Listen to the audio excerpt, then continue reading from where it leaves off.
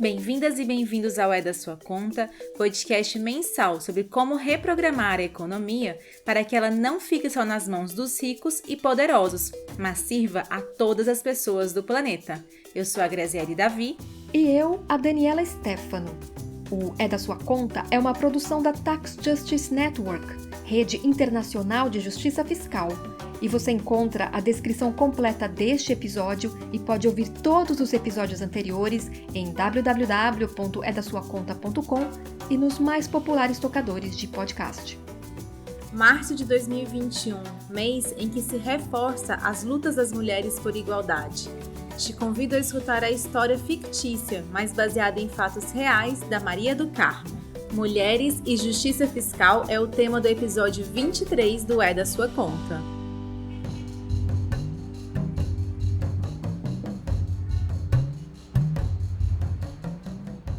Maria do Carmo nasceu e cresceu em uma família no interior de Minas Gerais.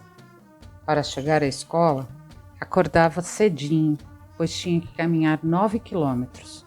A merenda era a refeição principal dela, muitas vezes a única no dia. Quando ficou adolescente, chegava a faltar uma semana por mês na escola por falta de produtos relacionados à menstruação.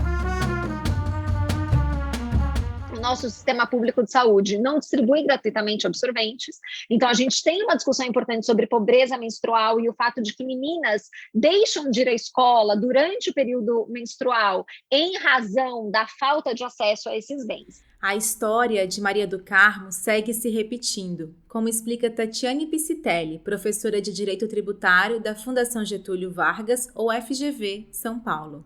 O direito tributário, obviamente, não vai resolver a situação da pobreza menstrual ou do pouco acesso ao absorvente sozinho, mas a gente precisa considerar que uma tributação tão pesada para um bem que é tão básico, ela é inadequada. Tatiane vai além e mostra que existe discriminação para bens que são consumidos exclusivamente por mulheres que menstruam. Então, as mulheres utilizam absorventes e assimilados, coletores menstruais, calcinhas, em razão de uma demanda biológica inafastável. Então, eu preciso utilizar o absorvente uma vez por mês, né? Ou o tampão, ou o coletor menstrual, ou o disco menstrual. E esses bens, eles não são tributados como se fossem bens essenciais. Ao contrário, a gente tem uma tributação pesada desses bens e tributação, de novo, sobre o consumo, né? Carga tributária é essa que é repassada para as mulheres no momento do consumo. Por que isso é uma discriminação explícita? Porque não existe nenhum outro bem masculino que seja equivalente. Uma proposta tributária para enfrentar essa discriminação pode ser a desoneração, ou seja, parar de cobrar impostos em produtos menstruais. Que a pergunta que a gente tem que fazer é: os benefícios fiscais que nós temos hoje são benefícios fiscais que se coadunam com os valores do Estado social e democrático de direito que nós vivemos? Nós precisamos, de fato, fazer uma revisão dos benefícios fiscais para verificar a efetividade, o custo-benefício e para eu saber se o benefício fiscal que existe hoje, essa quantidade gigantesca de gasto tributário, se eles estão de acordo com os valores que o nosso Estado, instituído pela Constituição de 88, persegue. E eu acho que é um erro demonizar o benefício fiscal, dizer, olha, não pode ter nenhum tipo de benefício fiscal. Pode, desde que ele vise a construção de uma sociedade mais justa, de uma sociedade solidária, que são os valores que estão na base do Estado Social e Democrático de Direito. Maria do Carmo ainda era adolescente quando começou a trabalhar. Vendia na beira da estrada as frutas que a família produzia. Depois passou a vender também algumas roupas e doces que ela mesma fazia.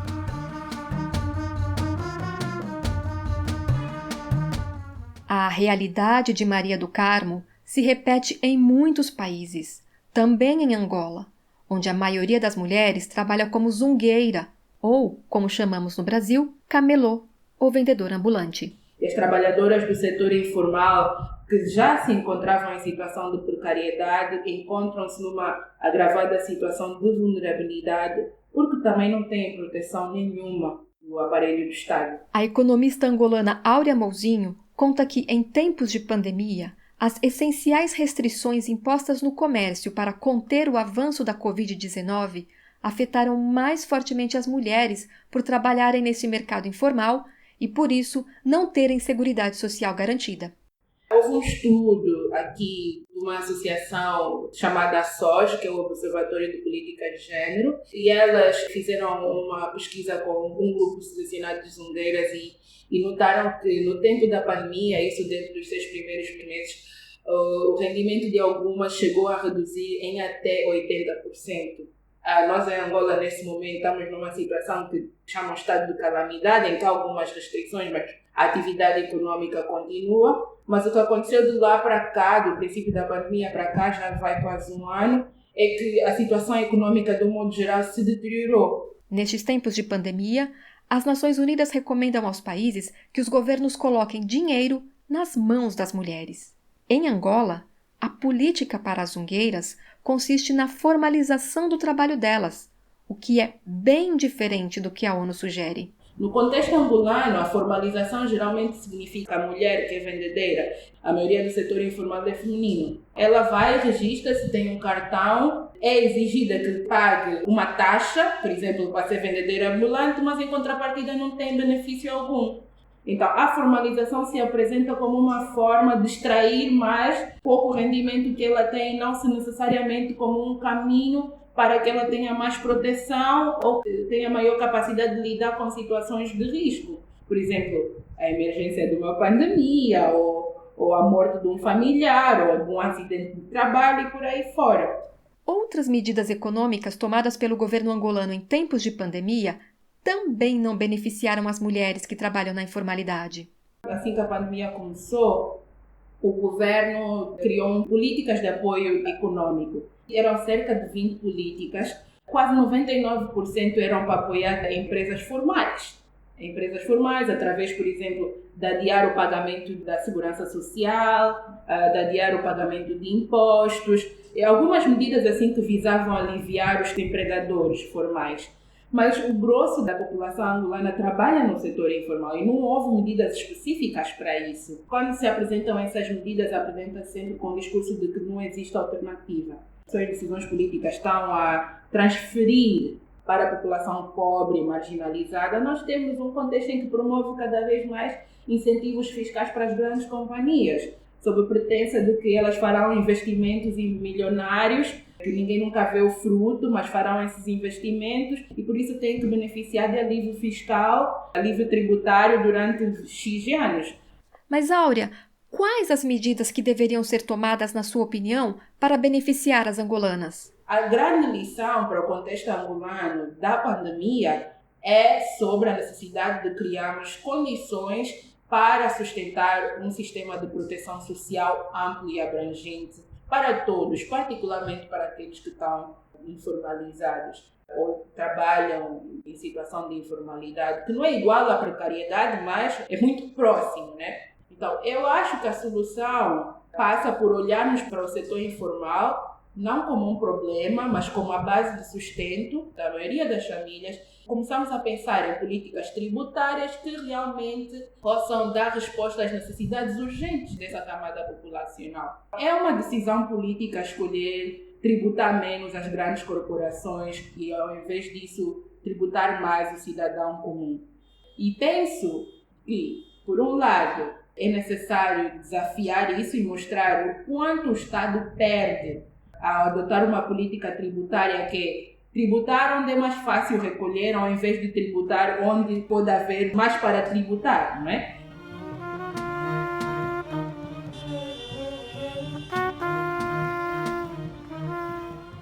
Maria do Carmo conseguiu concluir o ensino médio, cursou enfermagem e passou a trabalhar num hospital. Lá, descobriu que o colega Pedro, também enfermeiro, ganhava mais do que ela, embora os dois desempenhassem as mesmas funções.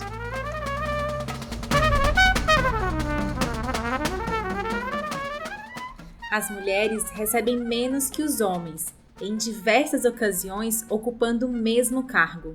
E a desigualdade de gênero é ainda mais ampliada por causa da estrutura do sistema tributário, como explica a professora da FGV São Paulo, Tatiane Piscitelli. Um sistema tributário regressivo é uma tributação injusta porque ela onera mais pesadamente as camadas mais pobres da sociedade. Se a gente olha para a situação específica do Brasil, as pessoas que menos recebem são as mulheres e, mais especificamente, as mulheres negras. Então, quando a gente diz que o Brasil ele tem um sistema tributário muito concentrado no consumo e, por consequência, um sistema tributário regressivo, o impacto direto nessa regressividade é nas mulheres. E num contexto em que as mulheres já têm menos disponibilidade de renda, essa regressividade ela é ainda mais intensificada pela situação específica da desigualdade de gênero e desigualdade de raça, que naturalmente se intersecciona.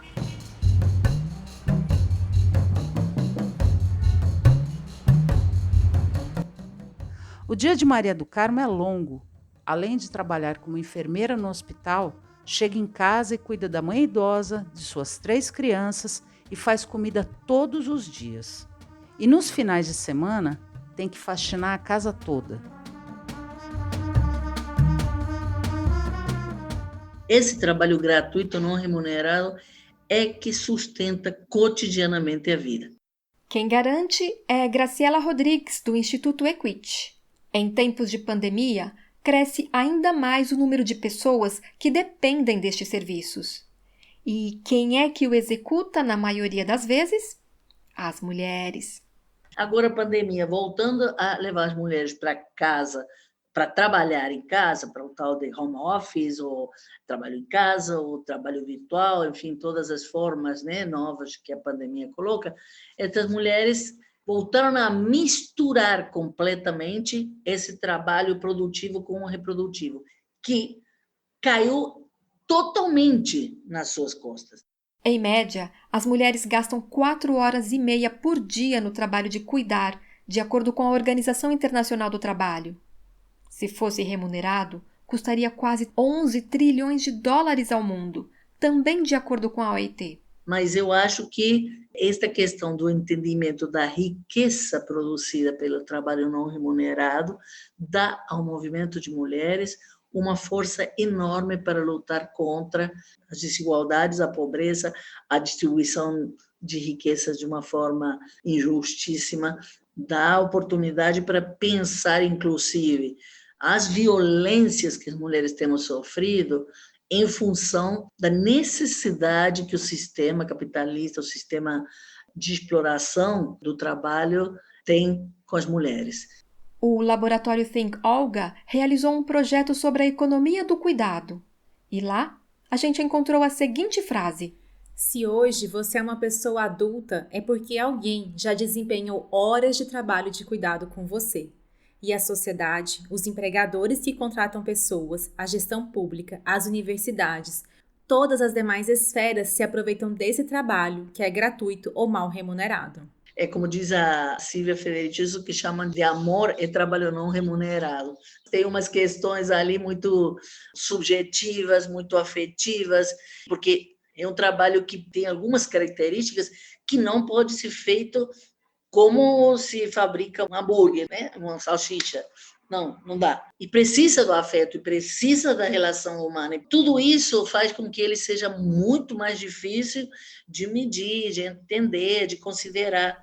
A economista angolana Áurea Mozinho, também entrevistada nesta edição do É da Sua Conta, escreveu em um artigo que trabalho de cuidado não remunerado funciona como um subsídio à sociedade, como se as mulheres pagassem pelo simples fato de serem mulheres. Eu acho que a divisão sexual do trabalho, na verdade, está na base da maior parte das desigualdades que nós conhecemos.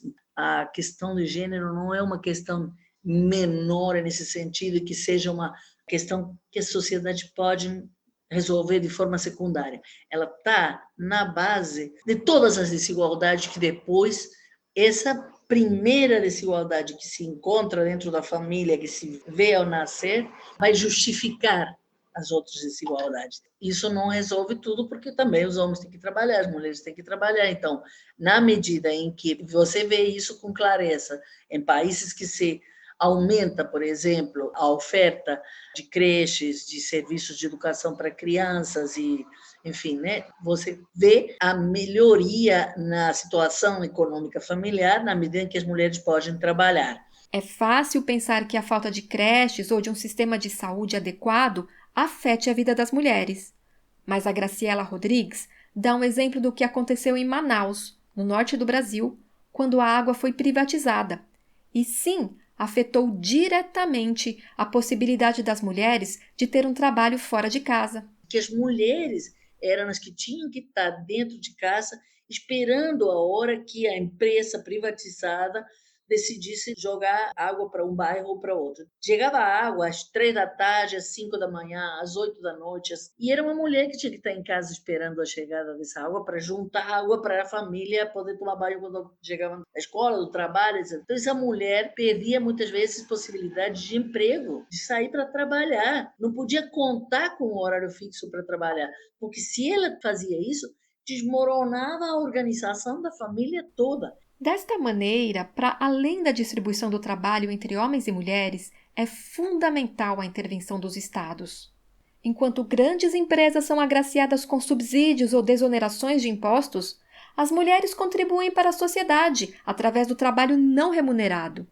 E para elas, faltam, por exemplo, creches na maior parte do planeta, ou seja, sequer recebem políticas públicas adequadas de volta. A pandemia é um momento para discutir essas questões, porque estão colocando de novo as questões da vida, e é o que as feministas estamos dizendo há muito tempo: os cuidados são o centro da vida. Maria do Carmo é divorciada. Felizmente, o pai das crianças cumpre com o dever da pensão alimentícia. Mas, na pensão alimentícia, existe mais uma injustiça tributária às mulheres, conta a professora de Direito Tributário da FGV São Paulo, Tatiane Piscitelli. Quem paga a pensão alimentícia deduz este valor da sua base de cálculo do imposto de renda. Então, não paga imposto de renda sobre esse valor que é pago de pensão alimentícia. De outro lado, quem recebe a pensão precisa oferecer esses valores à tributação se quiser reconhecer aquele dependente que recebe a pensão como dependente na declaração de imposto de renda. Então, a gente tem a não tributação por quem paga e a tributação por quem recebe a pensão alimentícia. Se nós formos olhar para os grandes números da Receita Federal e para a análise que a Receita Federal faz das declarações de imposto de renda das pessoas físicas e na análise, inclusive de gênero, a gente percebe que mais de 98% dos casos de pagamento de pensão alimentícia é feita por homens. O que nós temos, então? Homens pagando pensão alimentícia, deduzindo esse valor da sua base de cálculo do imposto de renda, e mulheres que ficam, no geral, com o cuidado da criança, tendo de oferecer este valor à tributação.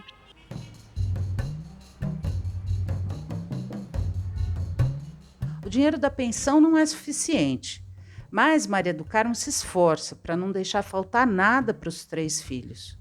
É ela quem compra alimentos, roupas, calçados e brinquedos. Todos produtos com impostos embutidos no preço. Se a gente soma essa situação com o fato de que são as mulheres que estão recebendo esses valores, que são elas que têm este dever de cuidado, também são elas que irão consumir bens destinados às crianças e serão tributadas da perspectiva do consumo, que é uma tributação que induz a um sistema mais injusto. Maria do Carmo percebia que os brinquedos para a filha eram mais caros do que os brinquedos que ela comprava para os seus meninos. Internacionalmente, essa diferença de preços entre produtos para mulheres e homens é conhecida como Pink Tax. Esse termo se refere não propriamente a um tributo, mas de uma imposição feita pelo mercado em relação aos bens tipicamente femininos. Então, é muito mais um fenômeno econômico, de considerar que bens direcionados ao público feminino são bens mais caros do que os bens masculinos. E assim, temos mais uma desigualdade de gênero. Como funciona exatamente, Tatiane? Isso foi apurado em diversos países, e no Brasil a gente não tem ainda uma pesquisa consistente sobre o tema, mas qualquer pessoa que for pesquisar na internet vai encontrar claramente a distinção. Entre brinquedos há uma distinção muito evidente. O patinete rosa é uns 30, 40 reais, o que mais caro do que o patinete azul. Mesmo na farmácia, uma determinação específica do produto para cólica menstrual. Então você tem lá o ibuprofeno mulher né? E o ibuprofeno, que é o tradicional. O mulher é mais caro, mas é a mesma composição. Isso tem uma implicação tributária indireta, porque na medida em que eu consumo bens femininos, porque também eu não posso ser obrigada a usar um desodorante masculino com um perfume que eu acho que não é adequado para eu utilizar, ou que eu não quero utilizar, eu vou pagar mais imposto embutido no consumo desse bem. E se a gente somar isso com o fato de que as mulheres são menos remuneradas, elas vão sobrar ainda com menos renda disponível.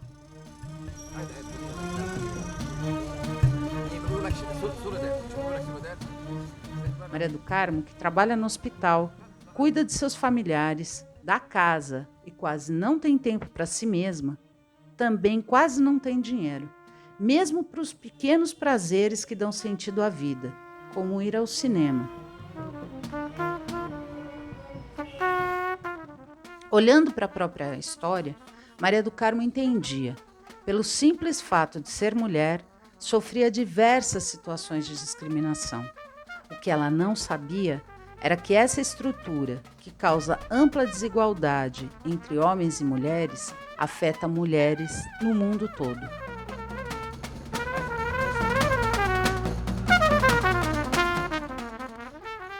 Além de todos os efeitos que uma tributação nacional mal desenhada causam na ampliação da desigualdade entre homens e mulheres, como vimos na vida da Maria do Carmo, também existem os efeitos da tributação internacional.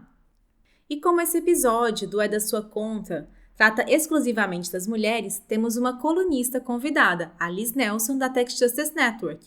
Liz, como abusos fiscais e fluxos financeiros internacionais afetam as mulheres? Tax abuse and illicit financial flows affect women greatly. O abuso fiscal e os fluxos financeiros ilícitos afetam muito as mulheres.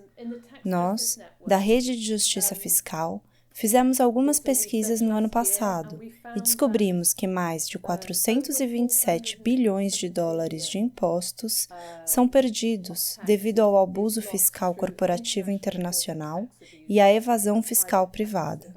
Isso é o equivalente a 34 milhões de salários anuais de enfermeiras perdidos a cada ano, ou o salário de uma enfermeira perdido a cada segundo. Mas, focando nas mulheres e nas meninas, o abuso fiscal e os fluxos financeiros ilícitos, do valor que eu mencionei, é ainda bastante conservador. Eles reduzem a receita do governo, que pode ser usada para fornecer serviços públicos essenciais.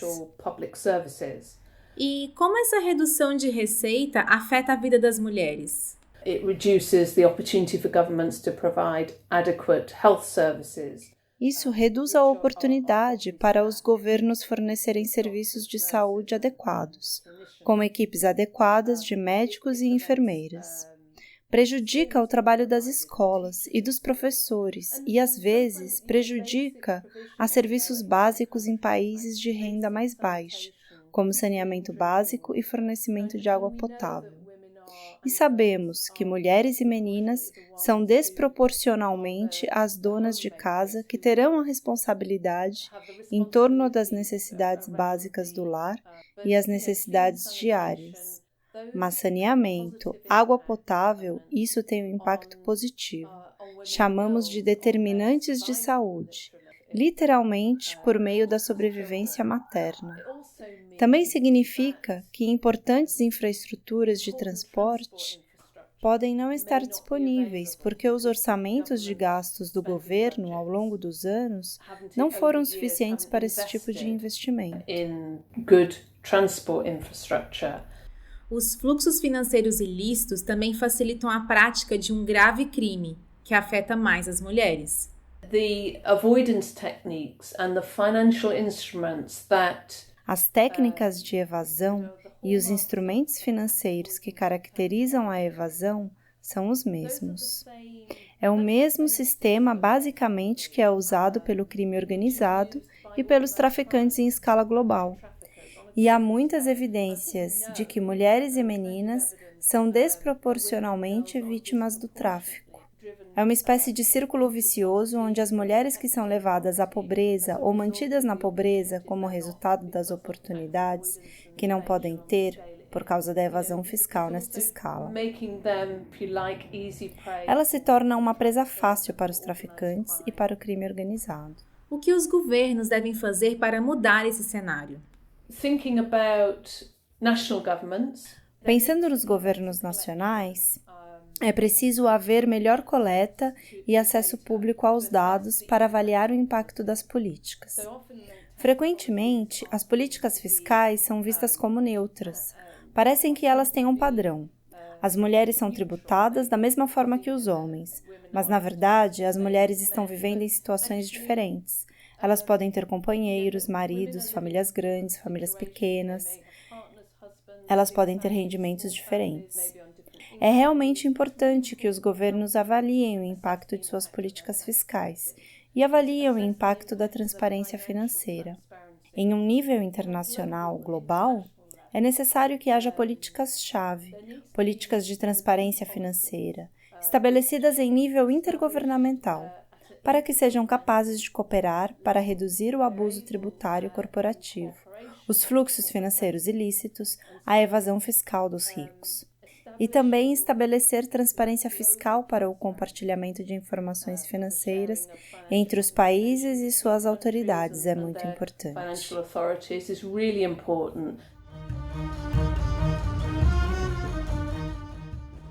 Apesar de ter começado a trabalhar ainda criança, somente depois que passou a ter carteira assinada como enfermeira é que Maria do Carmo passou a contribuir para a aposentadoria. O trabalho infantil, informal e de cuidados, não remunerado, foram ignorados. Ela segue como a responsável pelos cuidados da família, lida também com os próprios problemas de saúde, mas o valor da aposentadoria não alcança todos os gastos de Maria do Carmo. Tantos anos de contribuição à sociedade com o seu trabalho de cuidado e nenhum retorno agora, quando mais precisa.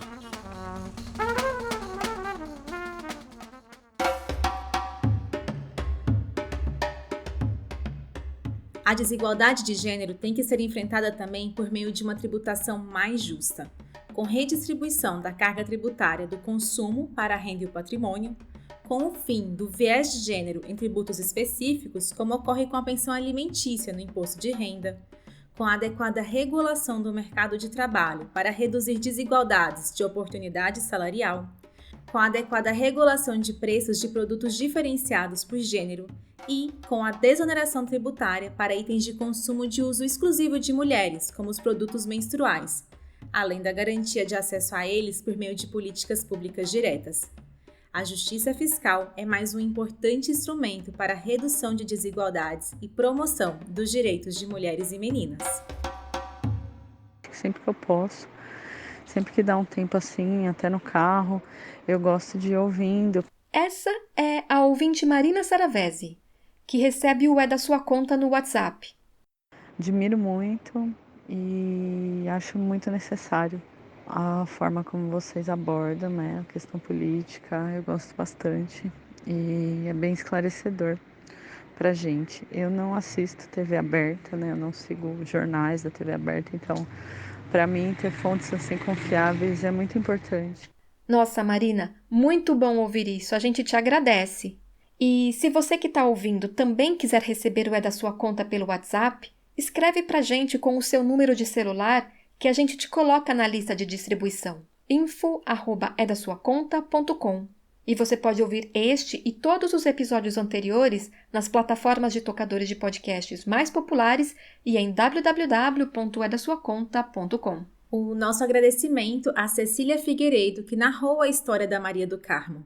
E felicitações a todas as mulheres que resistem dia a dia pelo fim da desigualdade de gênero. O É da Sua Conta é coordenado por Naomi Fowler, o acompanhamento das redes sociais é do Luciano Máximo. A produção e a apresentação são de Daniela Stefano e minhas, Graziele Davi. Um abraço e até o próximo! Um abraço, se estiver no Brasil, fica em casa, se cuida e até o próximo!